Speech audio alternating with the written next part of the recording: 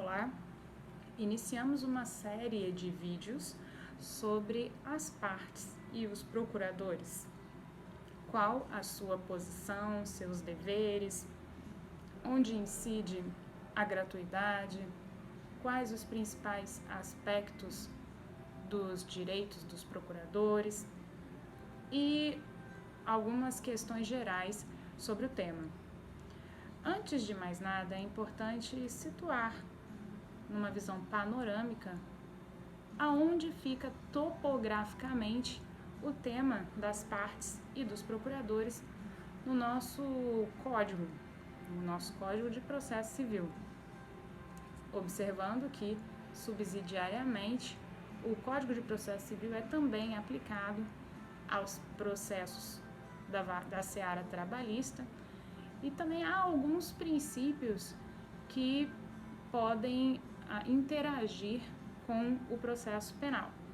O processo civil também é utilizado para as obrigações tributárias, salvo a Lei de Execuções Fiscais, mas também é um processo que termina por reger as linhas gerais das obrigações processuais, das relações processuais, por assim dizer.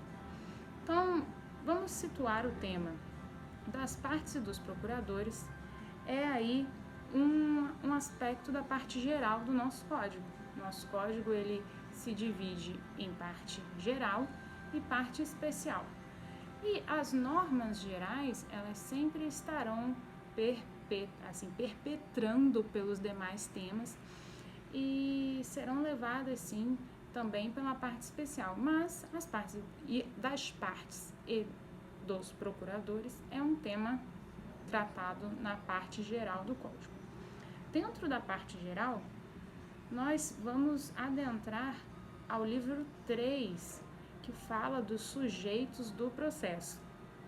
No âmbito da teoria geral do processo, não vamos abordar os demais assuntos que também compõem o tema sujeitos do processo, como intervenção de terceiros, desconsórcio. Essas questões são uma parte mais avançada do estudo que fala dos sujeitos do processo. Mas é importante essa noção inicial sobre partes e procuradores, uma vez que as partes são justamente os principais componentes daquele litígio, daquela relação, sem as quais não podemos sequer falar no processo. Os senhores verão mais à frente aí quais são os pressupostos processuais, quais são as condições da ação. Então, há elementos sem os quais não se pode sequer falar em processo. E um desses elementos justamente é a existência das partes. Por outro lado, os procuradores também são aquelas pessoas munidas do direito de representar o interesse da parte. Há, portanto, uma série de requisitos para que sejam habilitados esses procuradores.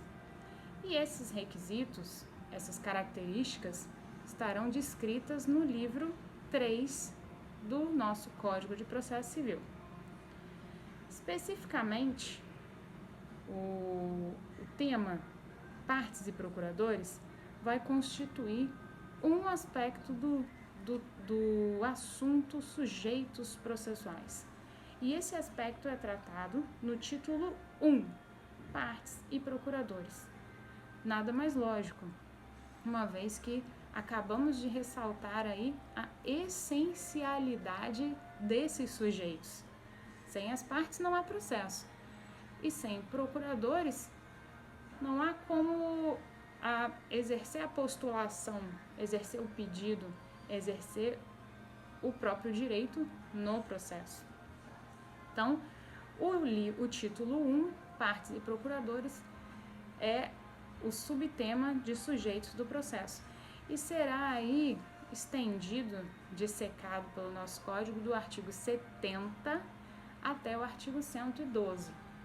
Como falamos outrora, muitas dessas regras, estudadas a miúde em processo civil, se estenderão para os processos trabalhistas, para os processos tributários, para os processos administrativos, dadas as suas especificidades, e até vão interagir com o processo penal.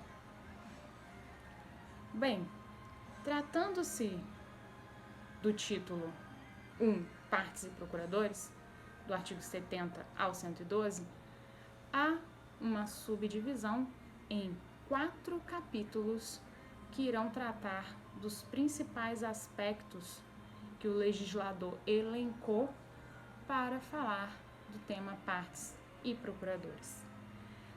Esses 4 capítulos vão tratar dos seguintes e estruturais temas. Capítulo 1, de capacidade processual.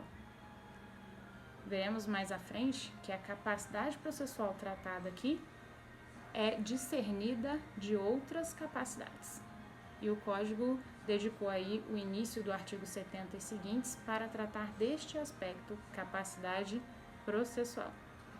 O capítulo 2 irá falar dos deveres das partes e dos procuradores, até porque a toda a ação cabe uma reação, e aos deveres, aos direitos que as partes têm, cabe também o estabelecimento de deveres que elas devem seguir, com base principalmente nos princípios elencados nas normas gerais do processo civil.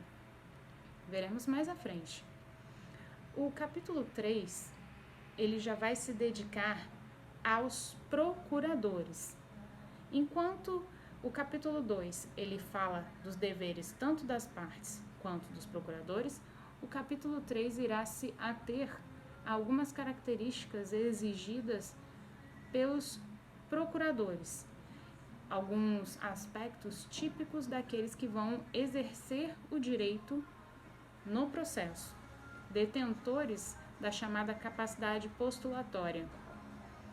E, por fim, o tema é encerrado pelo nosso código no capítulo 4, que elenca o fenômeno da sucessão, trazendo uma importante inovação e correção para o nosso sistema processual e diferenciando o fenômeno da sucessão de outros aspectos processuais de uma forma própria e diferente da que ocorria no Código anterior de 73.